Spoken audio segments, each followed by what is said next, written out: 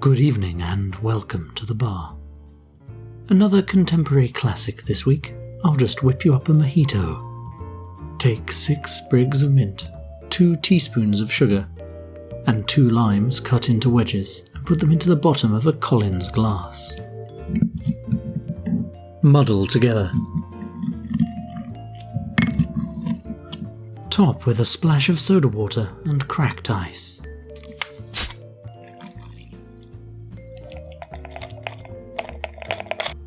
Then pour a double of white rum over the ice and top with soda.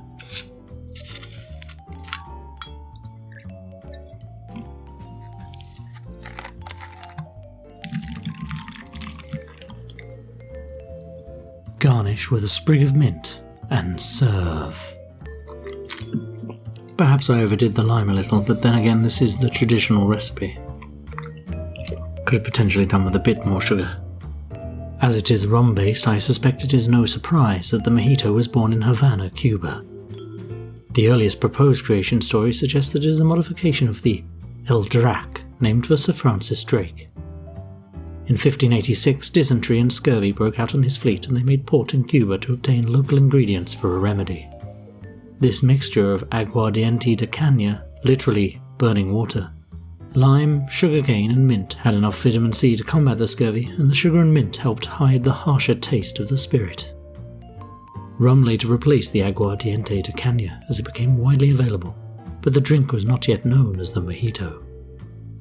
Other stories attribute the mojito's origins to African slaves working the sugarcane plantations. Amongst them, guarano, a sugarcane juice, was very popular. While it did not originally include lime juice, it was often used as a constituent part of mojitos. While it is clear that the El Drac was the first combination of the ingredients, the origin of the name mojito is less clear. It could be a derivative of the word mojo, a Cuban seasoning involving limes. The influence of immigration from the Canary Islands means it is likely named for the Mojo Creole marinades that were adapted with citrus. It could also be a modification of the word mojito, that means a little wet in Spanish. There are several common modifications you can make to the mojito recipe. In Havana, they often add Angostura bitters to limit the sweetness of the drink. A similar effect can be achieved by using a known quantity of sugar syrup instead of the muddled sugar. Lemon juice is often swapped for lime, and a mixture of the two is fine in a pinch. My personal favourite is to use a spiced dark rum instead of the white rum, giving the cocktail a fuller flavour. As a long-standing popular cocktail, there are always new variations being created. Why not experiment with your own? I'm sure if you were to visit Cuba today, you'll find the locals Havana a good time with their mojitos. Oh, you've got to be going. Well, I guess I'll see you next time.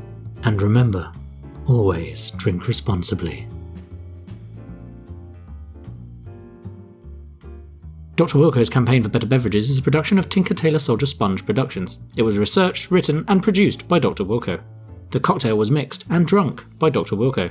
The music was George Street Shuffle, licensed under Creative Commons by Attribution 3 by Kevin MacLeod of Incompetech.com. You can support this podcast on Patreon via the show notes and the website drwilko.org/Patreon. Core limey.